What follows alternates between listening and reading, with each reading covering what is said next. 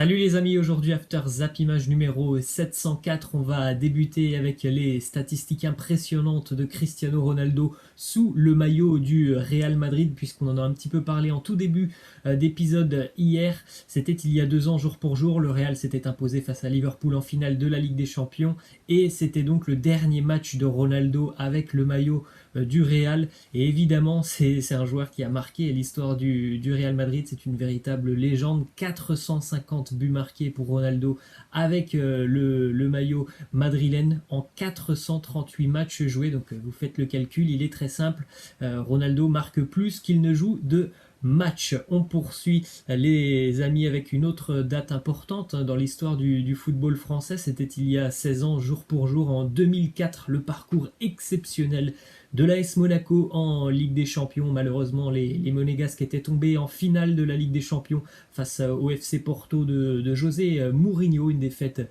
assez lourde en finale, c'était 3-0 pour le FC Porto, mais évidemment on se rappelle de ce magnifique parcours de l'AS Monaco avec ses victoires notamment face au Real Madrid, le fameux 8-3 aussi face au Deportivo La Corogne. C'était vraiment une équipe très impressionnante, l'AS Monaco. Et on le rappelle que, encore une fois, à ce jour, c'est la dernière équipe française à avoir atteint la finale de la Ligue des Champions. Monaco. C'était donc il y a 16 ans, jour pour jour. Ensuite, on continue avec le programme de la journée en Bundesliga, puisque la journée va se terminer ce soir. On reviendra d'ailleurs un petit peu plus tard sur les matchs de la veille. En tout cas, à 18h30, le RB Leipzig reçoit le Hertha Berlin. Et puis, multiplex à 20h30 avec Augsbourg, Paderborn, Düsseldorf, Schalke, Hoffenheim, Cologne et l'Union Berlin face à Mayence. Ensuite, les amis, on poursuit avec des infos du côté du championnat de France. En début de semaine, on avait parlé de cet amendement déposé par 6 sénateurs. Il a déjà été rejeté par le Sénat. Donc évidemment, l'idée de reprendre le football en France est totalement exclue. Ensuite, une info qui concerne Amiens, qui a saisi le Conseil d'État pour contester la décision de reléguer le club picard en Ligue 2. Il s'agit là de la plus haute juridiction du droit administratif. Amiens d'ailleurs n'est pas seul, je crois qu'il y a l'Olympique Lyonnais qui a saisi cette juridiction, ainsi que Ajaccio, me semble-t-il, en Ligue 2. En tout cas, on va dire que c'est le dernier recours pour tous ces clubs, mais ça semble quand même plutôt mal engagé. Ensuite, une info mercato du côté du Stade Rennais. Selon l'équipe, le joueur du Stade Rennais, Amari Traoré, est suivi un petit peu partout en Europe, et notamment en France par le Paris Saint-Germain, en Espagne par le Betis Séville et Valladolid, et aussi en Angleterre avec le club de Watford. On sait qu'il y a plutôt de bons rapports, notamment entre Watford et le Stade Rennais. En tout cas, il est suivi. Après, reste à savoir aussi l'envie et l'ambition du joueur. On rappelle qu'il y a peut-être quand même la possibilité de jouer la Ligue des Champions du côté de Rennes. Autre info, elle concerne Willy Sagnol. Après le départ de Christophe Dugarry d'RMC, eh bien Willy Sagnol a annoncé lui aussi son départ de RMC Sport. Il a fait une petite déclaration. Il nous dit: le temps est venu pour moi de retrouver le monde du football. Donc peut-être un nouveau challenge pour Willy Sagnol. On rappelle qu'il a entraîné les Girondins de Bordeaux, c'était il y a 2 ou 3 ans, me semble-t-il. Peut-être qu'on va le revoir donc sur un banc de touche. Ensuite, les amis, on prend la direction de l'Espagne avec quelques infos du côté du Barça et du Real Madrid. Déjà une info côté catalan. Le Barça est maintenant certain que Léo Messi va rester et ne quittera donc pas le club. La clause de son contrat qui lui permet de partir libre n'a pas encore expiré, mais la sécurité est maximale au club concernant sa continuité. Bon, je pense qu'on n'était pas nombreux à douter que Messi allait continuer du côté du FC Barcelone. Après, évidemment, ça sera peut-être dans les prochains mois un nouveau dossier concernant une éventuelle prolongation de contrat pour Messi avec le Barça. Autre info qui concerne les négociations entre le Barça et l'Inter.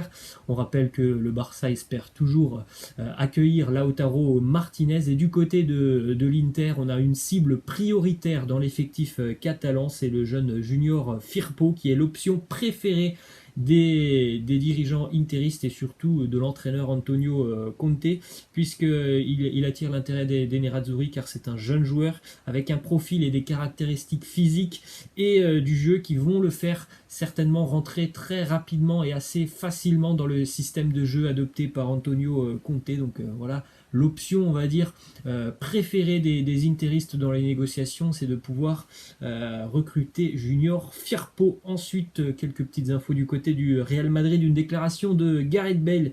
Il nous dit beaucoup de gens ont un problème avec le fait que je joue au golf. Je ne sais pas pourquoi. Surtout les médias qui ont cette perception que ce n'est pas bon pour moi, que je devrais être en train de me reposer ou que ça pourrait me blesser. On a souvent eu écho de ces affaires de Gareth Bale où on le voit souvent sur un terrain de golf et c'est en général très souvent repris dans la presse espagnole ou même dans la presse mondiale. Après, évidemment, la presse, elle essaye de faire souvent des titres avec pas grand chose et pour le coup c'est quand même pas grand chose hein. Si Gareth Bale est passionné de golf, c'est son choix, c'est un sport comme un autre, évidemment que ça fait beaucoup parler pour pas grand chose. Ensuite, une déclaration de Raphaël Varane qui nous dit: nous avons très envie de reprendre la compétition, c'est notre travail, c'est notre raison d'être, nous n'avons pas joué au football pendant beaucoup de temps, nous sommes donc très très motivés et nous avons envie de tout gagner. Il y a beaucoup de déclarations depuis quelques jours du côté de Madrid. Les joueurs ont l'air très très motivés à l'idée de reprendre le championnat et surtout très motivés à l'idée de faire une très grosse fin de saison. Ils ont plusieurs objectifs. On continue les amis avec cette info qui nous vient d'Italie par le biais du quotidien Tuttosport. La Juventus refuse d'offrir un salaire supérieur ou égal à 12 millions d'euros à Paul Pogba. On rappelle qu'actuellement du côté de Manchester, Paul Pogba touche 17 millions d'euros, donc il y a quand même un écart entre 17 millions d'euros et 12 millions au maximum, donc reste à savoir maintenant quel sera le choix de Paul Pogba, qui on rappelle est toujours sous contrat quand même avec Manchester United. Est-ce qu'il a vraiment envie de quitter le club cet été? Est-ce qu'il veut accepter de baisser son salaire? Est-ce que Manchester va le laisser partir? Il y a quand même beaucoup de questions. Ça semble assez peu probable hein, de voir Pogba partir encore une fois cet été. Ensuite, justement, une info qui concerne Paul Pogba et Marcus Rashford. Les deux joueurs ont repris l'entraînement avec Manchester. Ils seront aptes à reprendre la Première Ligue dès le retour du championnat anglais. Donc plutôt une bonne nouvelle pour les Mancunien. Ensuite, une déclaration de Willy Caballero, le gardien de Chelsea, sur les craintes de N'Golo Kanté à reprendre l'entraînement. Il nous dit c'est très compréhensible de sa part. Il a eu des mauvais moments pendant la quarantaine avec notamment des symptômes du virus qui lui ont donné cette peur. Évidemment, tout le monde peut comprendre la décision de N'Golo Kanté. Ensuite, une info qui concerne un joueur qui a été donc testé positif au Covid-19, c'est le gardien de Bournemouth, Aaron Ramsdale. On poursuit les amis avec donc les infos qui concernent le championnat allemand de Bundesliga. Le Bayern se rapproche du titre. Les Bavarois ne sont plus qu'à quelques semaines d'un 8e titre consécutif en Allemagne grâce à leur victoire hier du côté de Dortmund 1-0 grâce à un joli but de Joshua Kimmich. A noter les autres résultats de cette 28e journée, la lourde défaite et surprenante défaite de Leverkusen à domicile face à Wolfsburg, 4-1, le match nul assez incroyable entre Francfort et Fribourg, 3 partout, et aussi des points perdus pour le Borussia Mönchengladbach du côté de Brême, 0-0. Une déclaration de Emre Can pour Dortmund. Il nous dit: nous avons joué dur et nous n'avons pas fait un mauvais match. En seconde période, nous n'avons pas eu l'impulsion finale. Moi, c'est ce que j'ai dit. Hein. Donc, pour ceux qui veulent le revoir, on a fait un débrief sur la chaîne de mon frère de ce match, de ce classiqueur entre le Borussia et le Bayern.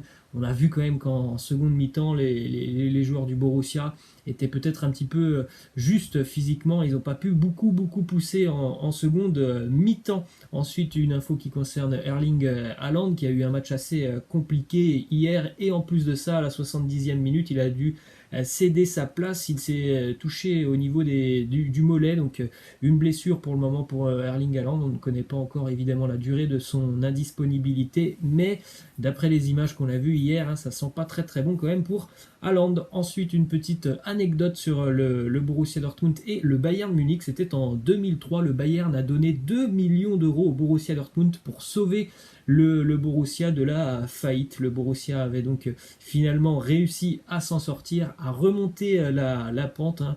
Comme quoi on peut s'entraider dans le monde du football. C'était il y a 17 ans, le Bayern qui avait sauvé le Borussia Dortmund de la faillite. Ensuite, on continue les amis avec le classement des meilleurs buteurs en Bundesliga qui n'a donc pas bougé hier, puisque Lewandowski n'a pas marqué, même s'il a tiré sur le poteau. Il est toujours à 27 buts devant Werner, 24. Werner qui jouera donc ce soir. Jadon Sancho, 14. Robin Quaison, l'attaquant suédois de Mayence, à 12 buts. Et Serge Gnabry, 11 buts. Ensuite, une info qui concerne justement le match du RB Leipzig ce soir à 18h30. Le capitaine du RB, Youssouf Poulsen, est touché au niveau de la cheville. Donc l'international danois manquera ce match face au Hertha Berlin. D'ailleurs, le RB Leipzig, s'il s'impose ce soir, aura la possibilité de reprendre la deuxième place du classement de Bundesliga. Et on va terminer les amis avec la question de fin qui concerne le championnat de Premier League. Vous avez la possibilité de créer une ligne d'attaque avec 6 joueurs. Vous devez en sélectionner un par équipe. Allez-y, laissez-moi en commentaire quels sont vos choix. Donc un joueur par colonne. Vous avez remarqué qu'il y a les meilleures équipes évidemment de Premier League. Liverpool, City, Chelsea, Manchester, Tottenham ou encore Arsenal. Allez-y les amis, j'attends vos options dans les commentaires. Voilà, je vous laisse, je vous dis à la prochaine, ciao.